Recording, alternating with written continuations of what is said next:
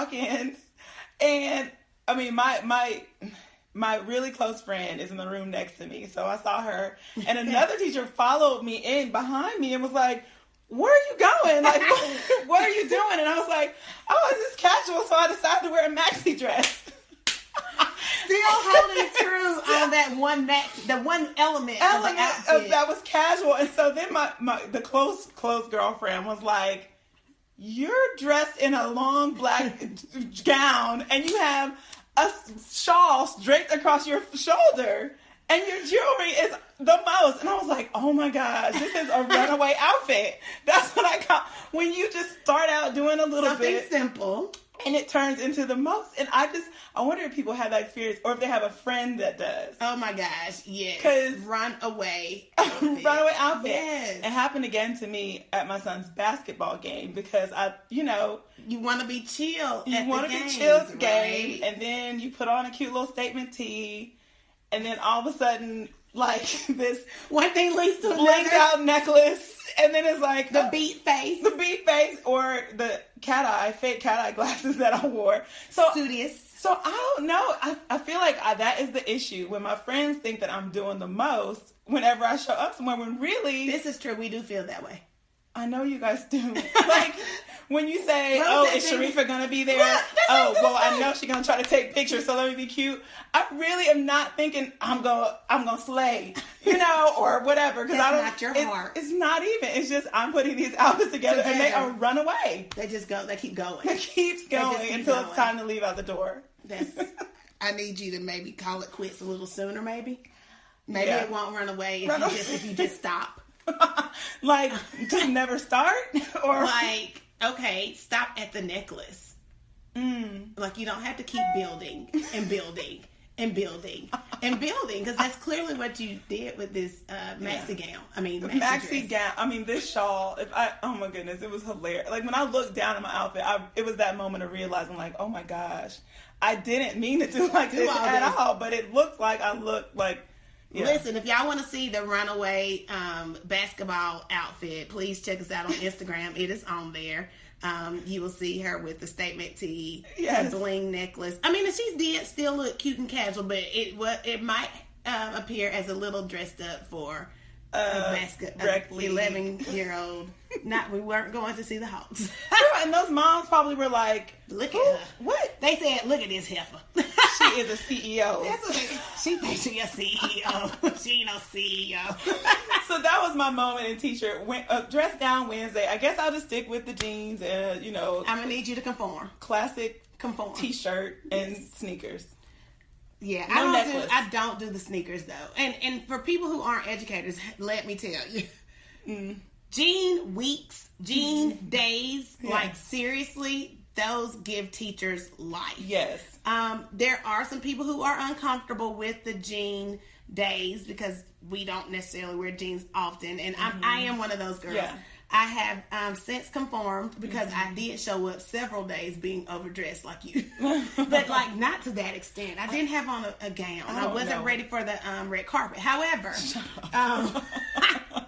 I wasn't ready for the red carpet, but I just wouldn't wear, I might wear like black skinny pants and like a cardigan and a t-shirt and a statement necklace with, of course, my glasses because I wear glasses every day. Right. But yeah, it's hard, but for teachers, jean days are life, seriously. Yeah, and I'm a high school teacher as well, and I do have a shape, and so I don't necessarily I don't like how jeans may accentuate certain things. I don't like, pulling attention away from the purpose. Right. Not saying I'm all that, because, everybody needs work, but right. No, I've overheard students talk about me in jeans. I don't like what they have to say. Absolutely. And it's like they're getting too excited. That's another thing that teachers have to be very aware of. And modesty. I think that unfortunately when we're living in a world where people wear whatever they want to the church and different places like that, it's hard to keep teachers having that conscientious thought before they come to the school. And that reminds me, remember that elementary school teacher who went viral? Was it Teacher Bay or something? Who went viral because she had on the Band-Aid dress. She had on that bodycon, girl. She did have on the bodycon. And so, I mean, I don't know. Everything was covered up, but it was just a certain level of modesty that when you're influencing young people, you don't want them to think about other things. And I don't know, like I've never taught elementary, so I don't know what those kids think about at that age. Well, elementary, I don't think it's a big deal, but even at the middle school level, of course, hormones are raging and all that, that is definitely something to be considered and thought about as an educator. When you are considering what you're going to put on. And not saying be inside the box, because I definitely feel like I dress free enough. Like there's things that don't have to match and all that stuff, but just being aware of of being modest in how you present yourself and how your message will be received. Absolutely. I think that's really important. It does matter. Okay, so that was the runaway outfit that I had to tell you about. Well, I am so happy you shared. I am so happy you shared. Well, we did have a question from one of our viewers. Yes. Listeners. Sorry, not viewers. You view our little pop-up live on Facebook, but you listen the majority of the time. But so one of our listeners brought it to our attention that we never did finalize what happened to the student teacher who was already ready to quit. Well, what happened, we ended up, I had a little counseling session with her, because it really does make me sad to know that someone has invested 4 years into a certain, and it happens all the time. Yeah, of course it happens all the time. It does. But it made me sad that this young person was already ready to give up before she had even really gotten started. So we had a little bit of a counseling session, and what I ended up telling her was, you do have to figure out a way not to get caught up in the paperwork, and focus on the biggest part, which is influencing young people, just like you just said, and we do have the opportunity to touch children in a very meaningful way while also teaching them curriculum. Right. So she did a pros and cons list, and she still had more cons, but she at least had a pro or two added to the list. Right. She has since even received 2 interviews in the Gwinnett County area. So she is still pursuing it. And one other thing that I tried to highlight, and we have this conversation very often, Sharifa, about knowing that because you're an educator, it doesn't have to stop there. Yeah. You can be more than just an educator. Right. You can have other ventures, and it's perfectly okay. People are definitely figuring out their gifts and tapping into that. So we do, where we might be gifted in interacting with children, we do have other gifts that we've been blessed with. So just kind of tapping into that, because one thing that she said was that she really wants to enhance education in a way and come figure out some type of business to do with enhancing education. Awesome. And I said, that's a great idea. However, I feel like she might need a couple of years of experience in education, not just through student teaching, but like actually being in the thick of it and going through. True. And that's when she can recognize a problem that she can formulate a solution to if she wanted to. So, right. And if she wanted to do something totally separate from education, absolutely, then I think that would be a different conversation. Absolutely. But if she wanted to do something in education, it is worth it just to add it to your resume that you have done these things, and you make yourself more of an expert at whatever you are when you say that you've done these things. So, absolutely. Yeah, so, I think. She ended up she's in a better place. I definitely try to check in with her. I'm like, okay, I only have like 20 days left to try to, positively influence her, because she was really down. And teaching is not for everyone. No. And that's okay. So if that is the case, that she has recognized that it's not for her, that is a blessing also, because so many times we all know them. And I mean, even if you're not an educator, I'm sure everybody can remember that teacher that was teaching that shouldn't have been. Right. So if she people who are teaching now that don't want to teach anymore and they feel stuck. Right. And so therein lies a bigger problem, because now kids are suffering because your attitude is bad. So absolutely, if you can recognize that and you have a means of solving that problem outside of education, then that is absolutely fine. That's a blessing that you had the reflection. You were able to reflect and realize that.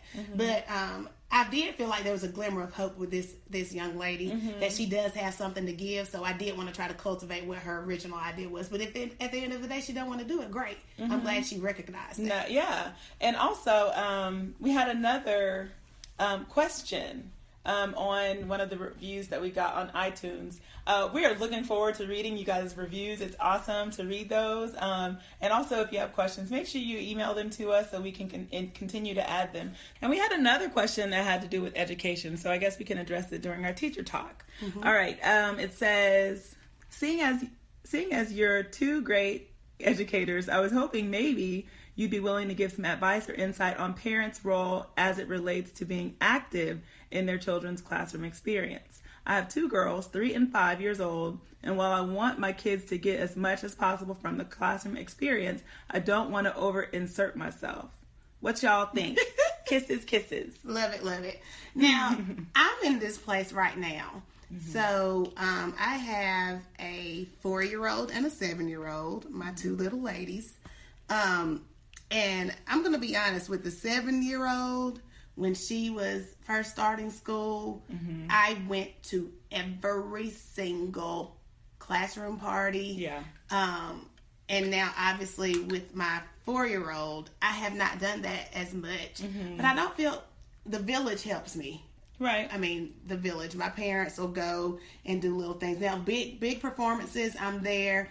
I do pop-ups at the school because I just want to see what's going on. I want to check. I mean, not check on them. I want to see how my child is behaving. And this is more so with my 7-year-old being in first grade. My 4-year-old, honey, she's good. My parents and or my husband has a face-to-face with them daily, so I feel like that's good. But as far as in the actual school building where my child is truly, in school now, not just preschool, I'll just do like a little check-in. I'll send in snacks. I don't really infuse myself inside her classroom often. I attend the conferences. I don't overdo it because as an educator, I know that I have to do evaluations all the time. So I don't want to go in evaluating my kid's teacher. I feel like from an admin standpoint, I might accidentally do that just because, I'm a writer too. So when I'm reading things, I accidentally edit it, even though that's not what my purpose is. So I feel like I try to separate myself and be a mama for real, not an educator when I'm in the classrooms. But the extent to which I'm invested in the classroom is sending classroom snacks, trying to stay abreast on my child's homework. I'll write little notes to the teacher to know that, so she knows that I'm involved, or if there's something I have a question about, we have this online thing called Classroom Dojo, so I can message her instantly. It's just like text messages, great. I do try to keep the mommy bear in check, because if and when my child comes in talking about an issue, I'm just, mama bear comes out and I want to react. And I want to pounce. But, I try to be logical and non-emotional and try to really, really think it through. Because I've encountered a lot of mommy bears being an admin. I guess you can, it's nothing, now, I wonder if from a parent who is not an educator, which I'm assuming that you're not, at my children's school, the parents are very, very visible. And it's almost like if you're a working mom, you're kind of in the out. So they don't infuse themselves into the classroom as much, but they definitely infuse themselves into the workings of the school. So I'm always seeing volunteers in the front office stapling, making papers and sending messages or working carpool. So if you want to be really active, there might be a role for you that is not so infused in what the classroom is doing. And then I was class mom when the professor was in kindergarten. And so that was a lot. There was some stapling, and I delegated those things to people who could. There was the parties and collecting gifts and, all of those things that I think that every parent should be involved in. But like I said, if you're trying to play a more active role in support, ask the teacher, and she'll probably tell you what she needs and what she doesn't need. And then if she doesn't have a need for you, then I would offer my help maybe to the school. That way you have eyes and ears. That's a good idea. But I do caution, any mama. I feel like sometimes, again, talking about that pressure that we put on ourselves, do it within reason. Don't overexert yourself. I mean, if you have a day that you can donate your time to the school, that's great. Like if you can say I can do it once a month, or if you can say I can do it twice a month, that's great. But I do think that a visible presence is important. My parents even taught me that. I mean, I just remember my parents popping up or, calling for a conference just for no reason, just so you can see